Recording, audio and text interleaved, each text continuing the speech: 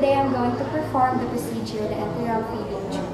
So enteral feeding is, the purpose of this is to feed directly in the stomach to gain adequate nutrition for the patient itself and also decompress excess air, and that's all. So let us proceed for the first step. So first I'm going to assemble the equipment that are needed for this procedure, and then we're going to check the frequency of the formula, the amount, the concentration, and also the type of the feeding tube. And also we are going to check the expiration date of the formula itself.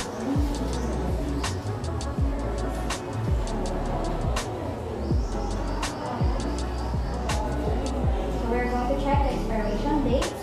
As you can see, the equipment are already assembled. So, next is we're going to perform hand hygiene to prevent the spread of microorganisms.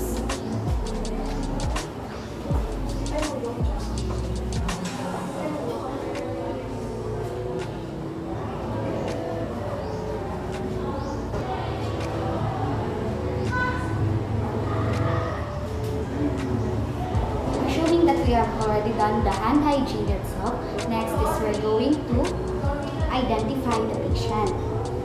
So by identifying the patient, if conscious, we can ask the patient itself and also check the wristband. So good morning ma'am, I am your student Miss for today. I'm teaching Buhayan, and may I ask what is your name? So already we can confirm if the patient is conscious, we can confirm that it is the patient itself, and we can reduce or to prevent the errors, and knowing that we are proceeding to the right patient itself. We are going to assemble the equipment near the bedside that is within reach. So this ensures the efficiency of working. So going to provide privacy for the patient. So by closing the curtains,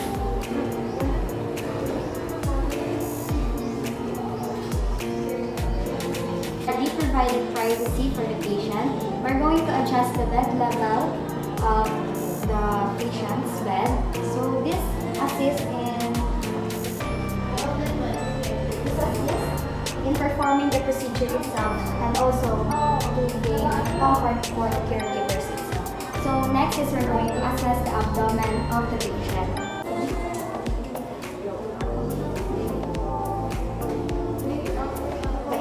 Abdomen, we shall use the bell of the stethoscope.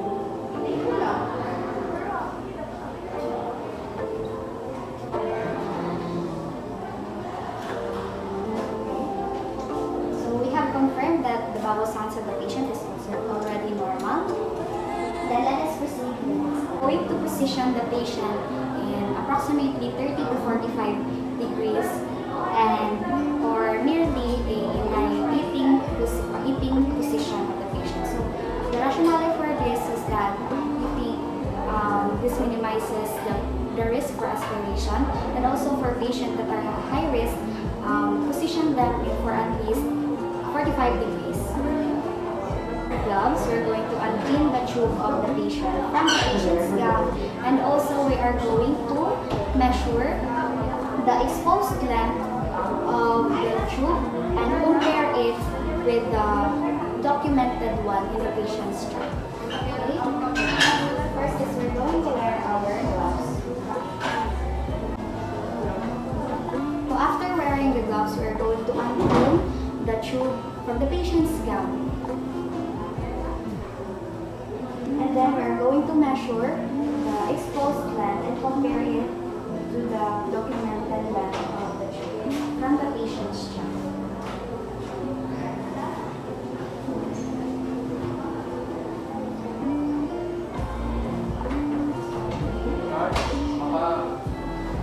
Mag-perform ka na ba? Pwede mo siguro mag-perform na dyan mo, wala mong sila. Wala mong kaya din mo tayo. Gain the length of the exposed tube itself. So next is we're going to confirm it or document it, we're going to compare it with the exposed and compare it to the documented length in the patient's chart.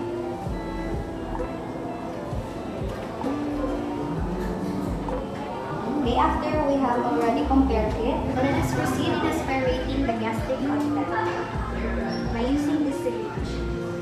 So we're going to aspirate only a small amount.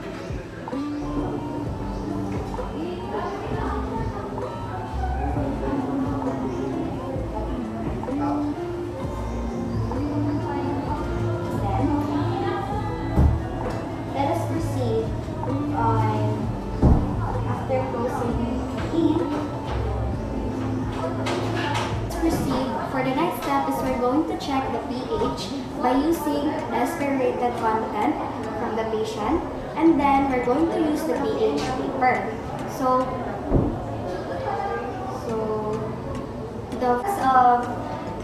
the pH itself can also indicate the placement of the tube itself. If it is 5.5 below, it is in the stomach. If it is above 6, if it is already above 6, it is in the respiratory fluid. Okay? We need to test the pH level. So only at that. And we are going to wait 30 seconds for the results. After the results is already in, we are going to compare it in the provided chart of the manufacturer for the pH level.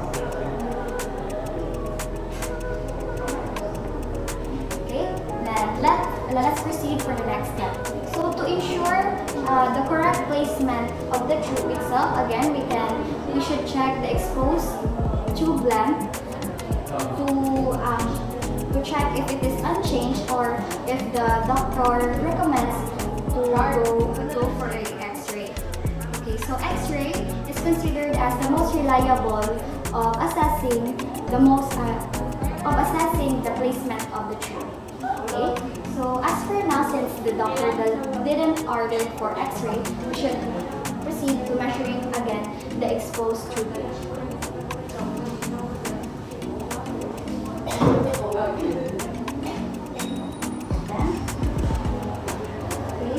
So we have already measured the exposed length of the tube. And we're going to aspirate all gastric contents, and also measure the residuals and then we are going to return the residuals if the feeding amount does not exceed, and then we can proceed to the feeding system. Then after that, we're going to aspirate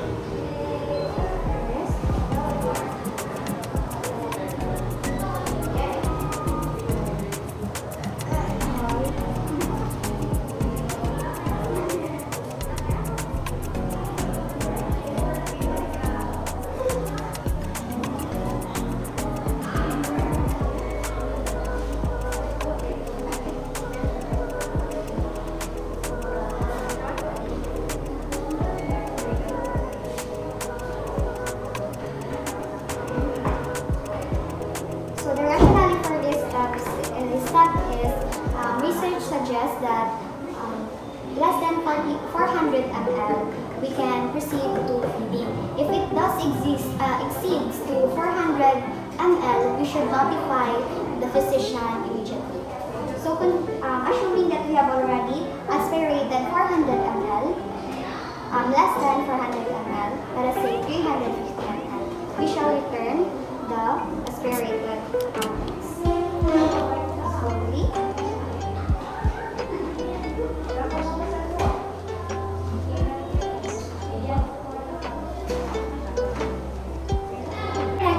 We're going to flush a 30 ml of water for the irrigation.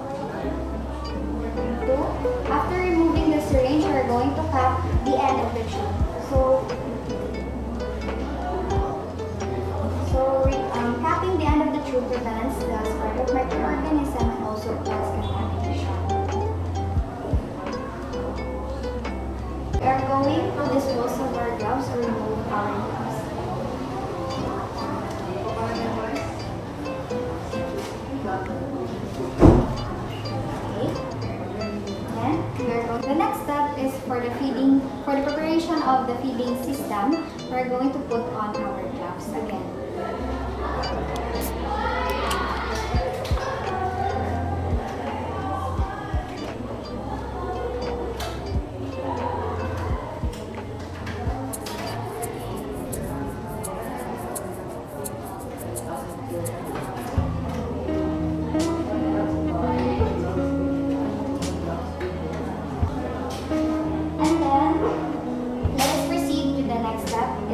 Administer feeding and remove the plunger from or the balloon itself, and then we're going to pour the pre-measured feeding formula.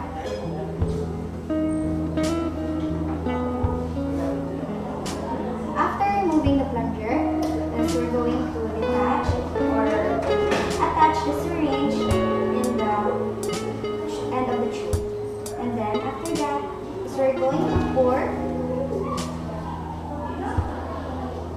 We're going to pour the pre-measured feeding formula in the syringe. So, as you can see, I'm doing it. So,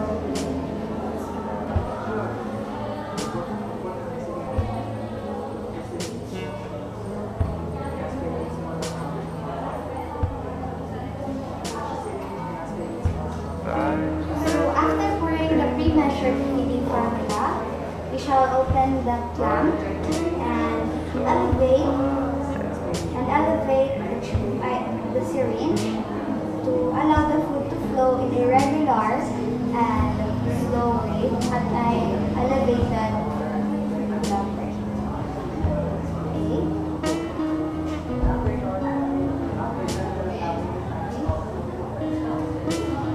So as you can see, if the syringe is if the feeding is already completed, we shall add 30 ml of irrigation of water.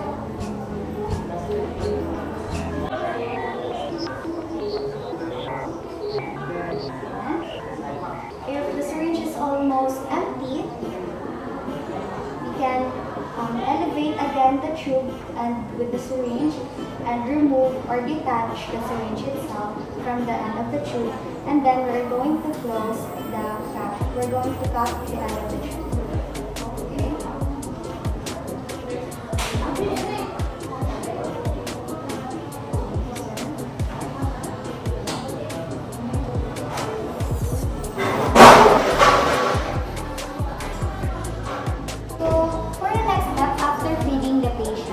Let us observe during and after the feeding. We're going to observe rather the patient's response during the feeding. Then we're going such as physical signs also indicates that intolerance of the procedure. So, sir, how do you feel right now? Do you feel okay? Is there any pain that after observing the patient's response, let us proceed to the next step. After feeding, we are going to lift the patient upright for at least 1 hour. So this minimizes the risk of aspiration for the patient. Okay? Sir, I'm going to lift your bed for a while for at least 1 hour. Okay? So after that, after we have proceeded through all the steps, we're going to document the data in the patient. And then, let us remove the equipment and let us position the patient comfortably. And also, we're going to remove our gloves. And also, let us adjust the side rails of the bed. So, sir, I will lower down your bed.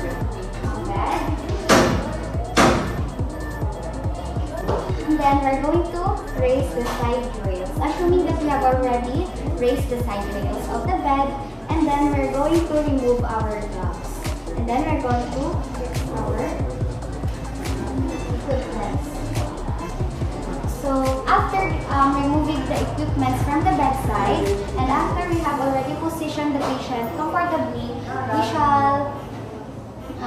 we shall yet again we shall yet again wear gloves, and then we're going to clean and replace the equipments and materials. It depends on the facility policy.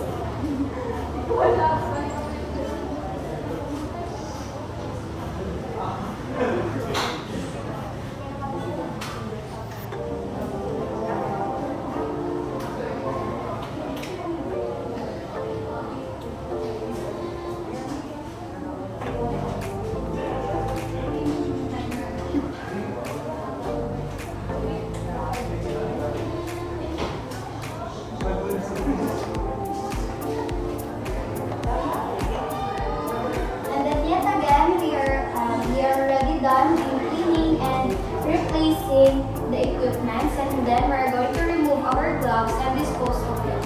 And then we're going to perform hand hygiene.